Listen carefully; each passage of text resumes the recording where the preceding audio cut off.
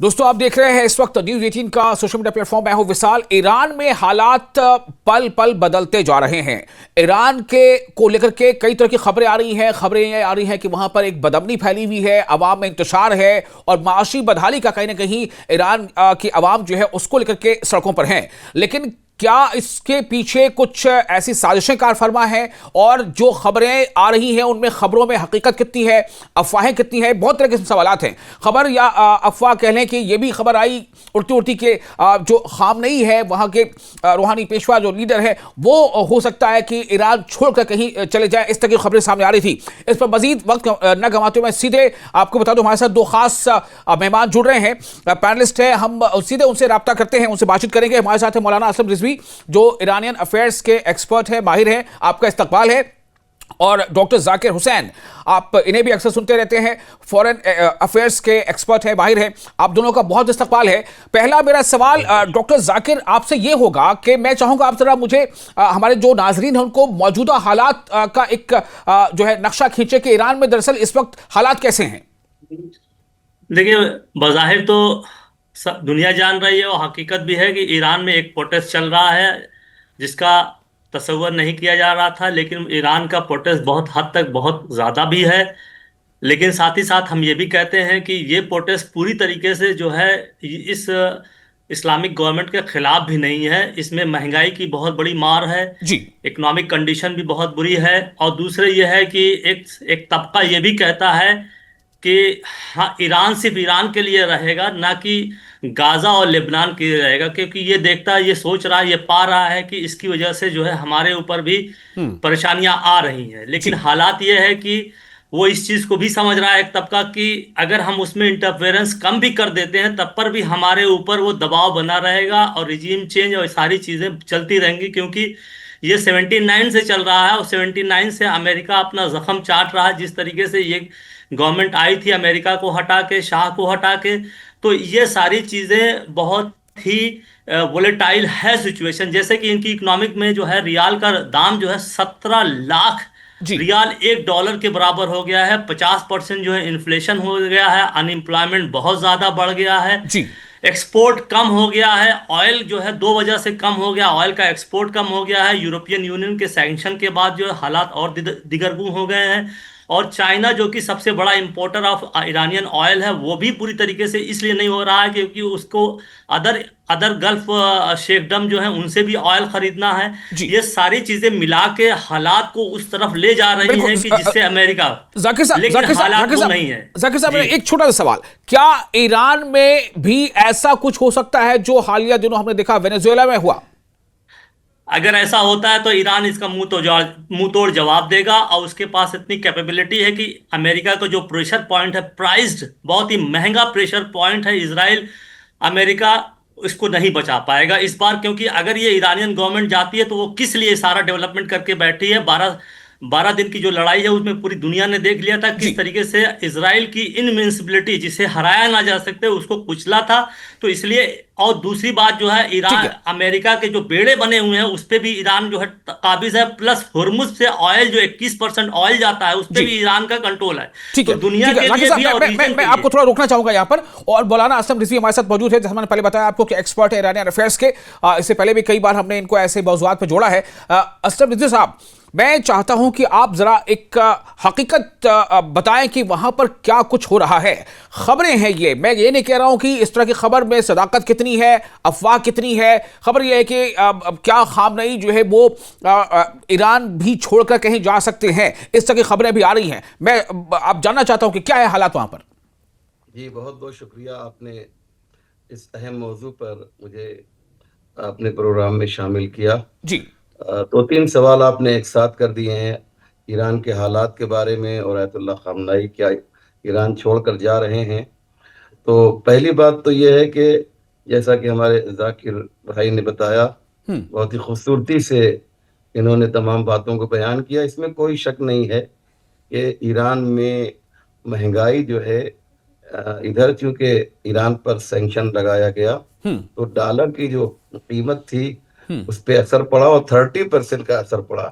जी यानी वो डॉलर जो फर्ज कीजिए कि 60 रुपए का था, वो 90 में हो गया, मिसाल के तौर पे मैं समझाने के लिए कह रहा हम्म। हूँ। तो उसका जो असर हुआ, तो जब डॉलर पे असर पड़ता है तो हिंदुस्तान में भी यही होता है कि तमाम चीजें महंगी हो जाती हैं। उसका असर हुआ। और कुछ बाजारी लोग थे जो बिजनेसमैन थे, बाजारी फारसी के एतबार से मैं कह रहा हूँ, बिजनेसमैन जो थे यानी बाजार से रिलेटेड, उन्होंने एक मुजाहरा किया था तेहरान में, जिसमें 45 से 50 लोग थे। और इनका मुतालबा ये था कि डॉलर की जो कीमत है उसको जो जी। है बढ़ने न दिया जाए, कंट्रोल किया जाए। इसमें कुछ शरपसंद अनासिर भी, जैसा कि हिंदुस्तान में भी मैंने देखा है, कभी जी। कभी मुजाहरा और प्रोटेस्ट बहुत ही पाक होता है, लेकिन उसमें बाहर से कुछ अनासिर शामिल होकर उसको जो है वो और ज्यादा खराब कर देते हैं। जी। ऐसे ईरान में हुआ। वो 45 से 50 लोगों का जो शुरू में मुजाहरा हुआ था, वो बढ़ा और उसमें कुछ गलत लोग शामिल हुए और पुलिस ने उन पर जो है कार्रवाई की और जी। पानी के बौछार की, और इससे ज्यादा कुछ नहीं हुआ। लेकिन जो लेकिन लेकिन खबरें यहां तक हैं, आपका मैं फिर सवाल है, आपसे ही कहूंगा कि सदाकत आपके ऊपर मैं आपका छोड़ता हूं, उसका खबरें यहां जवाब तक दे है कि दूं, 30 नहीं से कर ज्यादा लोगों रहा। की मौतें हो गई हैं और 1200 के आसपास लोग जो है वो काफी तादाद में जख्मी भी है और उनको हिरासत में लिया गया है। यहां तक कि जो चीफ जस्टिस हैं ईरान के, उनका भी ये एक उनकी बात सामने आ रही है कि उन्होंने तमाम जो अफसरान हैं उनसे कहा है कि जो शरपसंद अनासिर उनके साथ सख्ती से निपटा जाए। अमेरिका कह रहा है कि अगर आपने सख्ती की गोलियां चलाई तो हम बिल्कुल तैयार खड़े हैं। बहुत अमेरिका तो इंसानियत का बहुत बड़ा हमदर्द है। 70,000 से ज्यादा गजा में मजलूम मारे गए तो डोनाल्ड ट्रंप रोज रोया करते थे, आंसू बहाते थे। पूरी दुनिया जो है गजा के मजलूमों के ऊपर गिरिया कर रही थी।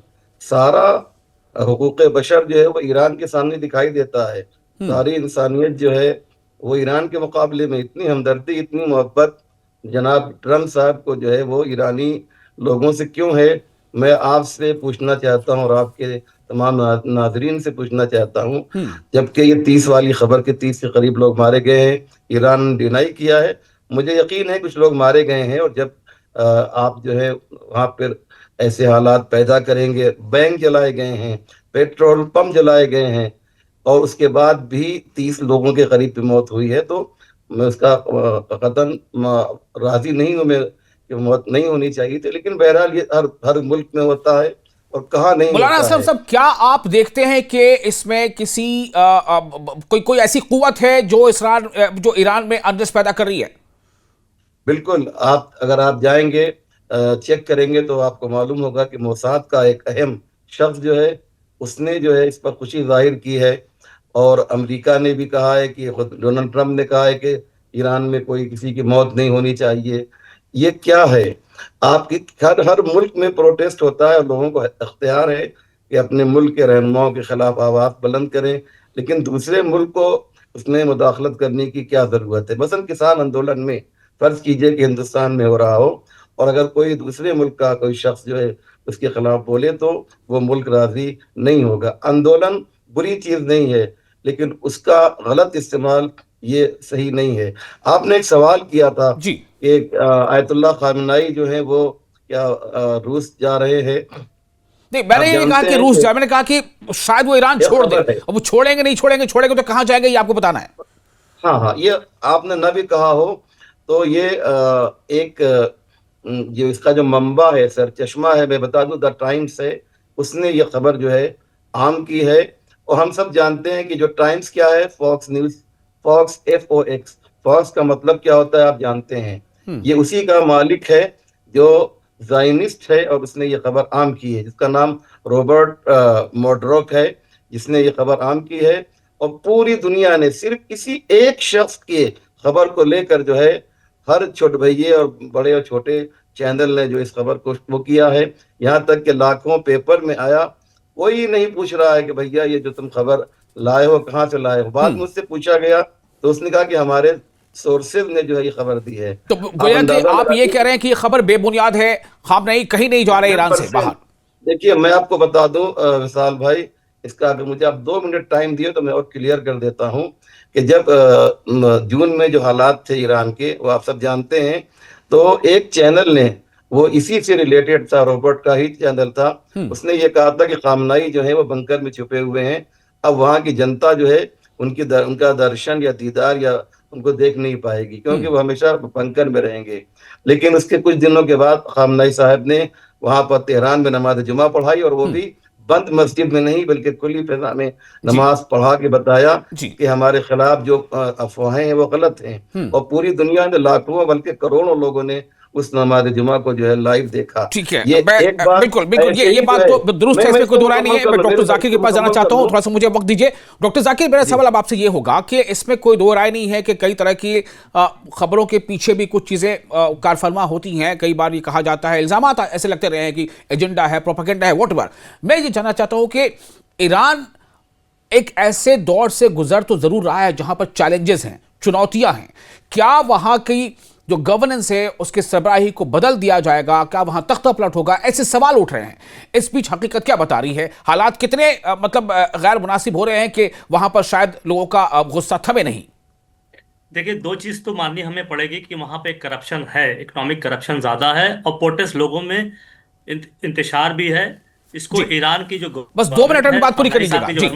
हाँ, खामनेई साहब को इसको कंट्रोल भी करना चाहिएगा। लेकिन हमें ऐसा नहीं, तख्ता अगर पलट होता है तो पूरी गवर्नमेंट खत्म हो जाएगी और शाह का बेटा जो बैठा हुआ है, जो ईरान के शाह है, वो हो सकता आ जाए, फिर जमहूरियत तो नहीं आएगी। लेकिन तख्ता पलट होने में काफी खूनरेजियां होंगी, क्योंकि ईरान मिलिटरली डिफेंस वाइज बहुत ही स्ट्रांग है। इजराइल को, अमेरिकन के सारे बेसिस को अच्छा जवाब देने की पोजीशन में है और पूरा गल्फ भी इसके खतरे, इसके नरगे में आएगा। और ऑयल अगर रुकता है तो लगभग $200 बिलियन का पूरी दुनिया पे असर पड़ेगा। तो ईरान कोई वेनेजुएला नहीं है जो लोग कंपेयर कर रहे हैं। वेनेजुएला और ईरान को ना चाइना छोड़ सकता है ना रशिया छोड़ सकता है। अब उनकी जरूरत है ईरान को मेंटेन करना, क्योंकि अगर ईरान खत्म हो जाता है तो मिडिल ईस्ट से ये दोनों कंट्रीज का सफाया हो जाएगा। ठीक है, तो ईरान कोई वेनेजुएला नहीं है। असद साहब, फाइनल कमेंट। मैं सिर्फ आपको 40-50 सेकंड दे पाऊंगा। एक बात और सुन लीजिए। अच्छा जाकिर साहब, जल्दी से। 82 साल का ज़ईफ आदमी भागेगा, उसको क्या मिलेगा भागने से? कितनी जिंदगियों, कितनी घड़ियां भी बची हुई हैं। बिल्कुल बिल्कुल, ये बकवास की चीजें। हाँ, असलम साहब जी, इसको हम कंक्लूड कर रहे हैं। ये जो मीडिया में झूठ बोला जा रहा है, आप अपनी बात रखिए ना जी।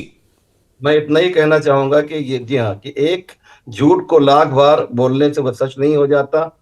और 1 महीने के बाद आप मुझे फिर बुलाइएगा तो मैं आपको बताऊंगा कि ये सारी खबरें जो थी वो झूठ साबित हुई और आप भी मेरी तायद करेंगे। चलिए, बहुत शुक्रिया आप दोनों खास मेहमानों का। ईरान के हालात पर लगातार जो भी वहां के डेवलपमेंट है, हम फिर ऐसे ही कुछ गुफ्तगू करेंगे। मुझे लगता है कि हमारे नाज़रीन को कुछ सच्चाई से आप जरूर रोशनास होंगे। आप बने रहे न्यूज़ 18 के सोशल मीडिया प्लेटफॉर्म पर। हमें दें इजाजत।